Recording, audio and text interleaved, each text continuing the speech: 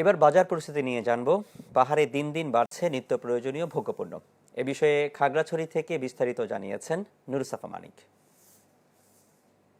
নিত্যপণ্যের বাজারে আমরা দেখেছি কিছু কিছু ক্ষেত্রে বেড়েছে এবং কিছু কিছু ক্ষেত্রে কিন্তু স্থিতিশীল আছে। বিশেষ করে যদি আমি বলি শাকসবজির দাম সেটা কিন্তু কেজিতে ৫ থেকে ১০ টাকা বাড়ছে কিছু কিছু, এবং কিছু কিছু এখনো আগের মতোই স্থিতিশীল রয়েছে। বিশেষ করে আলু থেকে শুরু করে অন্যান্য যেসব সবজি রয়েছে মানে সেইগুলো কিন্তু আগের মতো রয়েছে। তবে বেশ কিছু সবজির দাম আমরা দেখছি ওঠানামা করছে। বিশেষ করে করলা কিংবা হচ্ছে অন্যান্য যেসব বর্ষাকালীন সবজি সেগুলো কিন্তু দাম কোনো কোনো সপ্তাহে বাড়ছে, কোনো কোনো সপ্তাহে কিন্তু স্থিতিশীল থাকছে আগের মতো। এবং এর পাশাপাশি আমি যদি মাছের বাজারের কথা বলি, খাগড়াছড়িতে কিন্তু মাছের বাজারের যেই দৃশ্য আমরা দেখেছি সেটি হচ্ছে খাগড়াছড়িতে মাছের বাজারের জন্য কিন্তু যে এখন যেহেতু কাপ্তাই লেক থেকে মাছ ধরা বন্ধ রয়েছে, অর্থাৎ আর ২ দিন পর কিন্তু সেই মাছ ধরা স্বাভাবিক হবে। তবে এখনো পর্যন্ত যেহেতু মাছ ধরা বন্ধ রয়েছে সেখানেও কিন্তু মাছের দাম কিছুটা বাড়তে বলছেন। তারা বলছেন সরবরাহ কম থাকার কারণে কিংবা দূর থেকে আনার কারণে কিন্তু মাছের দাম কিছুটা বেশি তারা বলছেন। তবে তারা আশা করছেন যে কাপ্তাই লেকের মাছ যখন সরবরাহ স্বাভাবিক হবে তখন কিন্তু খাগড়াছড়ি মাছের বাজার সরবরাহ স্বাভাবিক হলে দামও কিছুটা কমবে বলে তারা আশা করছেন। এবং মাংসের বাজার যেটি রয়েছে সেই মাংসের বাজার আমরা দেখেছি খাগড়াছড়িতে যে সরকার জেলা প্রশাসন নির্ধারিত যে দর সেই দরে কিন্তু বিক্রি হচ্ছে। এবং এর পাশাপাশি মুদিমালের দিকে যদি আমি একটু চোখ দিই, সেখানে হচ্ছে কিছু কিছু জায়গায় আমরা দেখেছি কিছু কিছু ক্ষেত্রে চালের বাজারটি কিন্তু কিছুটা বাড়তি রয়েছে, কখনো কখনো বাড়ছে, কখনো কখনো কিন্তু আগের মতো থাকছে। এই সব কিছু মিলে আমার কাছে ছিল খাগড়াছড়ি থেকে বাজার দর নিয়ে খবরাখবর। এবার জানবো বান্দরবানের খবর। সেখান থেকে জানিয়েছেন ইয়াসিনুল হাকিম।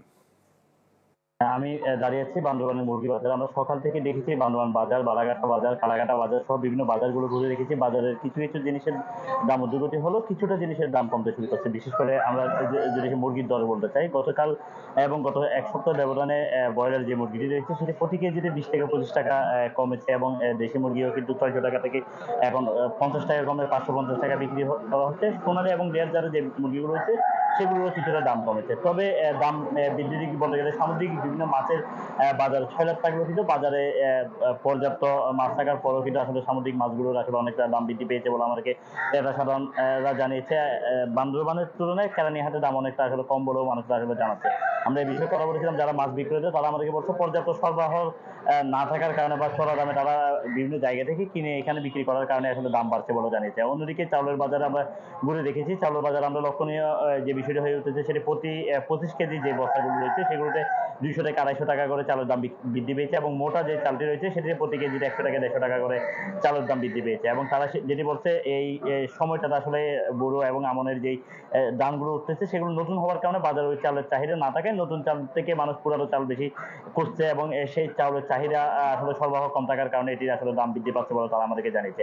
অন্যদিকে আমরা মুদি বাজারগুলো ঘুরে রেখেছি। মুদি বাজারে পেঁয়াজের দাম গত এক সপ্তাহ ব্যবধানে ১৫ থেকে ২০ টাকা বেড়েছে, এবং রসুনের দাম কমেছে ১০ থেকে ১৫ টাকার মতো করে প্রতি কেজি। রসুন এখন বিক্রি করা হচ্ছে কমে ১৫০ থেকে ১৫৫ টাকা। পেঁয়াজ বিক্রি করা হচ্ছে ৬৫ থেকে ৭০ টাকা কেজিতে। অন্যদিকে আমরা দেখেছি চিনি যেটি আগে ১৩০ টাকা ছিল সেটির দাম কমে এখন বিক্রি করা হচ্ছে ১১০ থেকে ১১২ টাকা। এইভাবে করে আসলে আমরা লক্ষণীয় যে বাজারগুলো দেখেছি মুদি বাজারের তুলনায় আসলে মাছের দামটি বৃদ্ধি পেয়েছে, এবং খাসির মাংস, মুরগির মাংস এগুলো প্রতি কেজিতে ৫০ থেকে ১০০ টাকা করে বৃদ্ধি পেয়েছে বলে আমাদেরকে ক্রেতারা জানিয়েছে। তবে ক্রেতা সাধারণ যেটি বলছে বাজার মনিটরিং এর মাধ্যমে, বাজার দ্রব্যমূল্য নিয়ন্ত্রণের মাধ্যমে বাজারে যেই অস্থিতিশীল দাম বৃদ্ধি সেটি যাতে নিয়ন্ত্রণ করা যায় সেজন্য তারা আসলে প্রশাসনের নজরদারি চেয়েছে। আমরা কথা বলেছি জেলা প্রশাসনের সাথে, জেলা প্রশাসন আমাদেরকে জানিয়েছে বাজার মনিটরিং কর্মকর্তার মাধ্যমে বাজারের যে দ্রব্যমূল্য ঊর্ধ্বগতির যে সিন্ডিকেটগুলো করা হচ্ছে সেগুলো অতি দ্রুত সময়ের মধ্যে ভেঙে দেওয়া এবং বাজার মনিটরিং, বাজারের মূল্য তালিকা নির্ধারণের জন্য তারা বিভিন্ন পদক্ষেপ নিচ্ছে। ইতিমধ্যে তারা বাজার মনিটরিং কর্মকর্তা এবং বাজারের বিভিন্ন সমিতির সাথে তারা বসেছে বলে আমাদেরকে জানিয়েছে, এবং দ্রুত সময়ের মধ্যে বান্দরবান বাজারে যে দাম ঊর্ধ্বগতি এবং বিভিন্ন জায়গায় আসলে দাম বেশ আর কমের যে তালিকা রয়েছে সেটিও তারা নিরূপণ করতে পারবে বলে আমাদেরকে জানিয়েছে।